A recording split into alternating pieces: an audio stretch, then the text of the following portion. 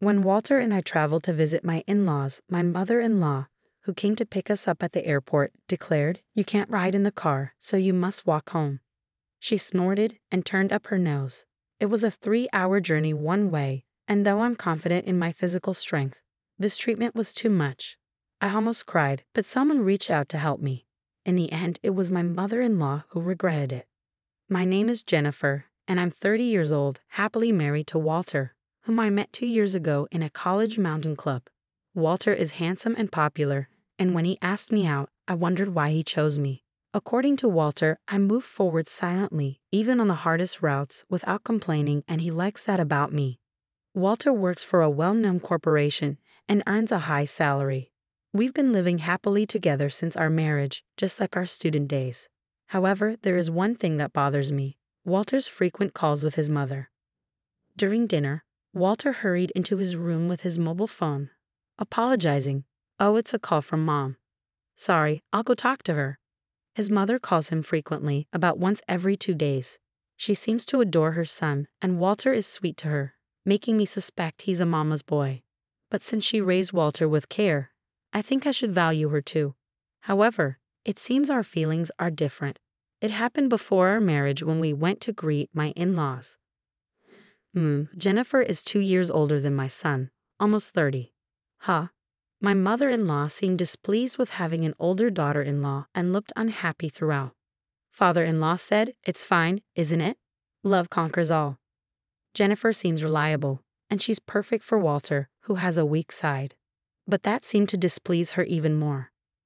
Mother-in-law seems unable to oppose father-in-law directly, so she decided to bully me without him noticing. When she intentionally harassed me, she would open her eyes wide, snort, and twist her lips. I had become like a zoologist, able to distinguish her expressions. "Oh, it's okay, I can eat it." I smiled and cut off the spoiled part of the dried fruit and ate it. I had learned survival skills in the mountain club. Eat what you can of the food. Father-in-law and Walter laughed, but I didn't miss her brief, sharp look and click of her tongue. There were other instances, like when she said, "Look, I went to Italy last week and bought souvenirs," and pulled out a high-quality branded tie for Walter. For me, it was a flimsy t-shirt with a fake-looking logo, obviously a knockoff brand. "Come on, try on the tie, Jennifer. You try on the shirt too," she insisted. At that moment, her face showed that familiar expression, and I realized it was another harassment. "Oh no, I can't wear a tie with casual clothes. I'm not up for it right now either." I forced a smile to keep the atmosphere light, but inside I was fed up. Afterward, I only used that t-shirt for things like weeding in the summer or as a joke to show my friends in photos. I really hate even looking at it. These harassments were subtle enough that only I would recognize them as such, and when I told Walter, he would just say, "Mom's a bit quirky, so forgive her." However, the malice I felt little by little gradually wore me down. The town where we live is about an hour's drive from my in-laws, and the fact that we could easily visit them if we wanted to was also a source of gloom. Then one day, Walter dropped the sudden news. "Jennifer, I'm sorry for the sudden news, but I've been transferred. It starts next month, so please prepare." Walter's sudden transfer was decided. Walter apologized, but secretly, I was relieved to have an excuse to distance ourselves from my in-laws. Plus, the new location was very close to my parents' home, so it felt like moving from away to home. "Got it, leave the preparations to me. I'll ask my family for help too," I said, happily proceeding with the preparations. Now I could finally get away from my mother-in-law's petty harassment. I was anxious about our new life, but 80% of my heart was occupied by the feeling of liberation from her. The move was completed, and I thought I could finally distance myself from her. But then, "Hello, Jennifer. Where have you been?" without answering the phone. "You're not neglecting my son while hanging out at your parents' house again, are you?" It was another call from her. I wanted to sigh heavily, but I held back and replied, "I'm sorry I couldn't answer the phone earlier. I was in line at the checkout. Walter might be tired in this unfamiliar environment, so I want to support him with nutritious meals." Mother-in-law's calls started coming every 2 days. Although we saw each other less, we talked more. Most of the time, it was my mother-in-law unilaterally making snide remarks. My son is sensitive, but I wonder if someone with as thick skin as Jennifer can understand him. My son's high school girlfriend was a delicate and fragile girl, but his taste has changed quite a bit, hasn't it? Saying only things that would make me uncomfortable. Does mother-in-law have no other outlet for her stress? I felt like I had become a trash can labeled stress outlet. What hurt the most were the snide comments about children. Jennifer, you're already 30, aren't you? What do you think about children? I wonder if you, being older than my son, can have a normal child. I was shocked that someone would say such a thing in this day and age, but since it was something I had been concerned about recently, tears flowed after I hung up the phone. What does mother-in-law think of me? Does she think I won't be hurt by whatever she says? After that, the calls kept coming frequently, but when I responded only with safe answers to avoid making waves. Perhaps she found it boring and not worth bullying, so the number of calls gradually decreased. I was truly relieved from the bottom of my heart. Then on New Year's Day the following year, my husband and I headed to my in-laws' house. They were going to pick us up from the airport. Hey Walter, Jennifer, long time no see. Father-in-law waved and greeted us. I was honestly dreading seeing my mother-in-law, but father-in-law's friendliness was a relief. Happy New Year, Mom and Dad, Walter exclaimed. Happy New Year to you both. I chimed in. Happy New Year. I'm glad you came, father-in-law replied warmly, but mother-in-law didn't even look at me. Perhaps she was angry about my cold response to her frequent calls. It was an awkward relationship, and I was thinking about how to get through this situation. You must be tired from the journey. Shall we take a break at the airport cafe? Father-in-law cheerfully suggested, seemingly unaware of the tense atmosphere between mother-in-law and me. Oh, that's a good idea. Wasn't there a cafe on the second floor? Walter responded cheerfully, and we moved to a cafe inside the airport. Should I drive back? Mother-in-law asked. No, I'm still an active driver, Walter replied. While the men were chatting away, mother-in-law and I were silent. Excuse me, I'm going to the restroom, I said after ordering and got up from my seat. Oh, maybe I'll go too, mother-in-law said, standing up to follow me. I had a bad feeling about this.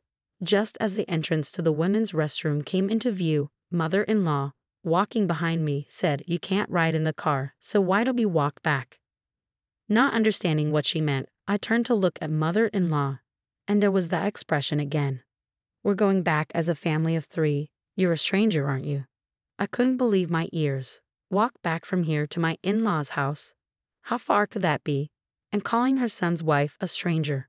While I was frozen in shock, mother-in-law continued to throw words at me. I was kind enough to call you frequently, but unlike Walter, you only respond coldly. Living near your parents' house has gotten to your head. I don't want to think of you as my daughter-in-law. You're a stranger, a stranger. Mother-in-law's voice was getting louder. I was shocked, but I didn't want to argue in public, so I answered in a small voice, Yes, I understand. I didn't feel like going back to where Walter and father-in-law were, so I headed to the airport exit, plodding along. Even though she told me to walk back, this was an airport, there must be taxis and buses. I could go as far as I could and walk from there.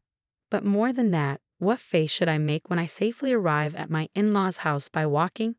How should I spend a few days in my stay? That weighed more heavily on my mind. For now, I searched on my mobile phone for transportation to my in-laws' house. There was a bus leaving in just 10 minutes, but that bus wouldn't go near my in-laws' house. So from there, it seemed I would have to walk. It might take about 3 hours in total. 3 hours. I can walk that with my legs trained in mountain climbing.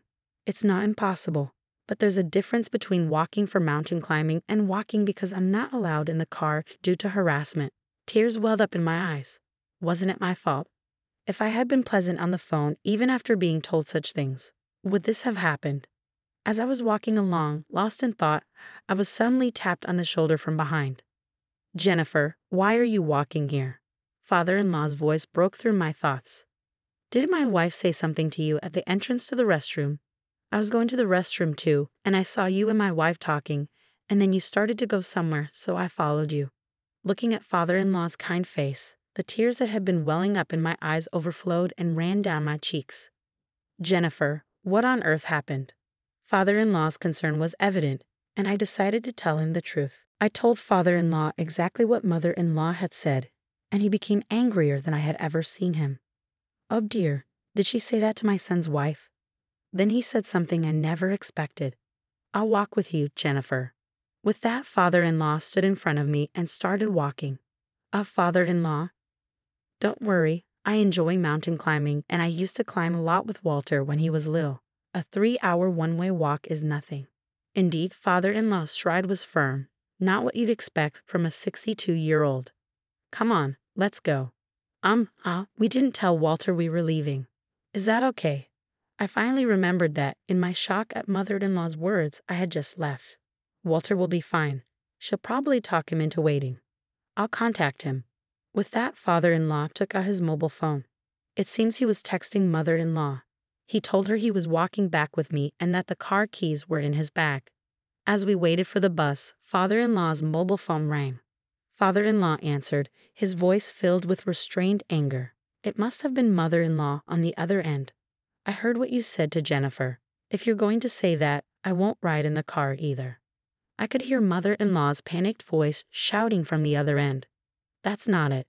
She said she wanted to walk for exercise." How brazen. I was more dumbfounded than angry. "We'll talk when we get home." Father-in-law hung up and shoved his mobile phone into his pocket. Perhaps because father-in-law's mobile phone was unreachable, mine started ringing next. It's definitely mother-in-law, father-in-law, and I looked at each other. What does she want now? To tell us to ride in the car? I'm definitely not answering. I decided to ignore it too. Father-in-law and I silently boarded the bus and continued to walk after getting off. This way is a shortcut. There's a slope here for a while, but let's do our best. Father-in-law occasionally gave advice, making it feel like we were mountain climbing together. However, I hadn't planned on walking so much today and was wearing regular boots. Father-in-law was wearing leather shoes. Won't walking for a long time in those shoes hurt your feet? I asked once. Father-in-law glanced at my feet and squinted. I guess we're in the same boat. Making a woman walk such a long distance in those shoes. I can't believe her, father-in-law sighed. We both thought of calling a taxi, but neither of us mentioned it, intending to spite mother-in-law. But Jennifer, you're strong. Walking such a long distance without complaining. Walter must have been attracted to that quality in you, father-in-law remarked, making me feel a little happy. Afterward, we continued to walk, buying drinks from vending machines in a grocery store to stay hydrated.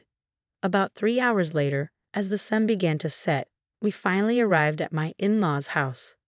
Their car was parked in front of the house. Mother-in-law and Walter must be home. We're back, father-in-law announced as he opened the front door. Walter rushed over, concerned. Jennifer, I was worried. What happened? Why did you suddenly decide to walk back for exercise? Did you hear that from Mom? That's not it. Mom told Jennifer to walk back, father-in-law explained, looking understandably tired as he sat down on a chair near the entrance. Mother-in-law, who had come out of the living room, was pale and gaping. No, that's not it. It's not. It seems there was a misunderstanding, she stammered. What was the misunderstanding? I couldn't keep quiet any longer. You said since I can't ride in the car, why don't I walk back? Didn't you? This was the plain truth. I hate lying. Thanks to that, I was reminded of my mountain climbing club days. A 3-hour one-way walk was good exercise. Walter looked back at mother-in-law. He knew well that I'm not the type to lie. The eyes of father-in-law, Walter, and I were all on mother-in-law. What? You believe this woman over me? Throughout your family, this woman is a stranger, right?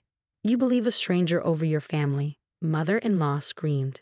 So I was not allowed in the car because I'm a stranger, I said quietly. Mom, I can't believe you would say something like that. Jennifer is an important part of my family. I wanted you to feel the same way, Walter said, clenching his fist. His hand was trembling with anger. If you're going to treat Jennifer like this, I'm done with you, Mom. I won't answer your calls anymore. Don't contact Jennifer either. Walter took my hand and said, let's go. Walter, wait, mother-in-law pleaded, but Walter slammed the door and without looking back, took my hand and started walking. A year later. Hey Jennifer, Walter over here. You can see the view really well, father-in-law called out as we were mountain climbing together. Walter received a transfer order 6 months later, and we moved back to our previous home. After the incident at the New Year celebration, father-in-law decided to divorce and moved alone near our house. Climbing together on weekends had become a regular thing. Shall we have lunch here at the summit? Walter suggested eagerly, and we began preparing our meal.